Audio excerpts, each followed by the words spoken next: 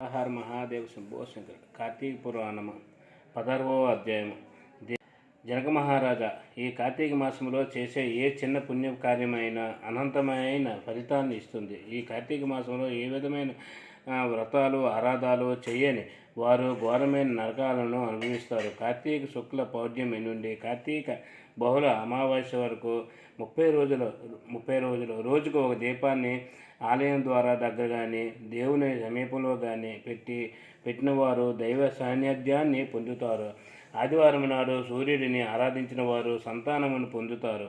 దక్షిణ తాంబూలాలతో కొబ్బరికాయలను దానం చేస్తే మంచి బుద్ధివంతులై జ్ఞానవంతులై వృద్ధి పొందుతారు. దీపస్తంభాన్ని చూసిన వారి పాపాలన్నీ సూర్యుని వలన చీకట్లు తొలగిపోయినట్లుగా తొలగిపోతాయి. కార్తీక మాసంలో ఆలయానికి ఎదురుగా రాతితో కానీ చెక్కతో కానీ స్తంభాన్ని పాతి దాని మీద ధాన్యము నువ్వులు గల ప్రమిదలో నేతితో పోసిన దీపమును పెట్టడమే దీపస్తంభ ప్రతిష్ట.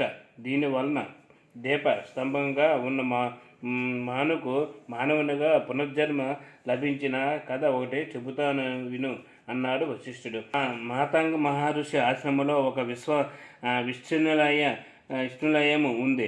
ఆ ఆలయానికి ఒక కార్తీక మాసంలో మునులు అందరూ వచ్చి షోడశోపచారులతో స్వామిని సేవిస్తూ కార్తీక మాస వ్రతాన్ని ఆచరిస్తున్నారు. వారిలో ఒక వృద్ధుడైన మునీంద్రుడు మిగిలిన వారితో, మునులారా, వచ్చే కార్తీక పూర్ణిమ నాడు ఆలయంలో దీపస్తంభాన్ని పెడదాము. అలా పెట్టడం అత్యంత పుణ్యమైనది పని కదా అన్నాడు.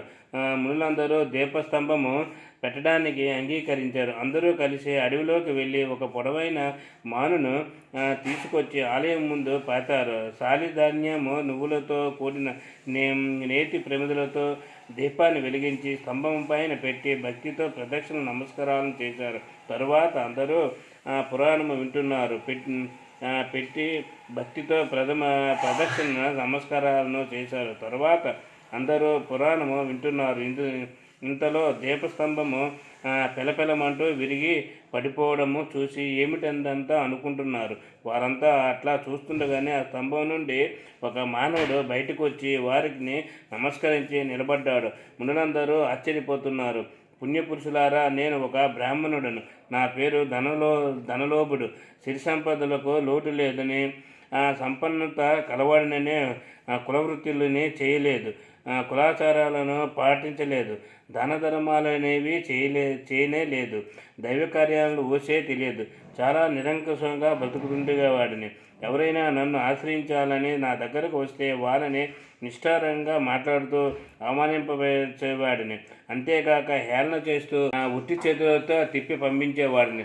పిల్లలు, స్త్రీలను, ముసలివారిని అనే భేదాన్ని కూడా పాటించేవాడిని కాదు. అందరినీ హీనంగా నిర్దయంగా చూసేవాడిని. అందుకనే నేను అనేక జన్మలు ఎత్తి నానా నరకయాతములు అనుభవించి చివరికి అడవిలో చిట్టాను. ఎండకి ఎండుతూ, వానకి తడుస్తూ, గాలికి ఊగుతూ బ్రతుకుతున్నాను.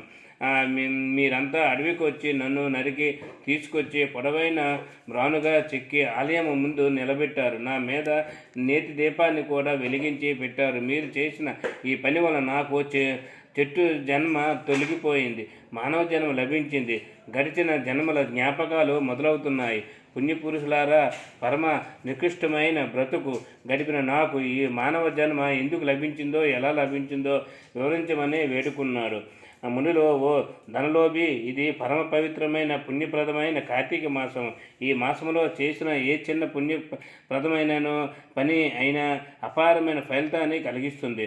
సన్మార్గులకు, దేవతారాధన చేసే వాళ్లకు కలిగే పుణ్యము ఇంత అని చెప్పనివి కానిది. అంతేకాదు, ఎంతటి పాపాత్ములైనా ఏ చిన్న పుణ్య కార్యక్రమం చేసినా వీలైనంత తరించిపోతారు. పశుప్రక్షాదులకే కాదు, మ్రాణులకు, రాళ్లకు సైతము పుణ్యఫలం లభిస్తుందని చరిత్ర చాటి చెబుతున్నది అని చెప్పారు. వాళ్ళలో ఒక మునీశ్వరుడు తన యోగ దృష్టితో పరిశీలించి చూసి, ఆలయంలో దీపాన్ని మోసిన కారణంగా అంతకుముందు నువ్వు చేసిన పాపాలన్నీ పటాపంచలైపోవడం వల్లనే నీకు మరలా మానవ జన్మ లభించింది అని చెప్పాడు. జంతునామము నరజన్మ దుర్గర్భం అంటున్నాయి వేదశాస్త్రాలు. ఎలాంటి పుణ్యం వలనో లభించిన మానవ జన్మను వృధాగా కాలక్షేపంగా కానీ, నీతి నియమాలను కానీ, ఆచార్య వారాలను కానీ, కట్టుబాట్లను, మానవత్వాన్ని మర్చిపోయి ప్రవర్తిస్తే సాధక నామదేవుడైన దళ నోబిలాగా ఏ జన్మను ఎత్తవలసి వస్తుందో తెలియదు కదా. కనుక అపూర్వమైన ఆనందప్రాయకమైన జన్మను పొందినవారు జన్మను సాధకు చేసుకుని భగవద్ధారణలతో మానవ జీవితాన్ని గడిపి తరించే ఉపాయాన్ని వెతుక్కోవాలని సూచిస్తున్నది ఈ ధనలోభిని కథ. 16వ రోజు పారాయణము సమాప్తం. హర హర మహాదేవ.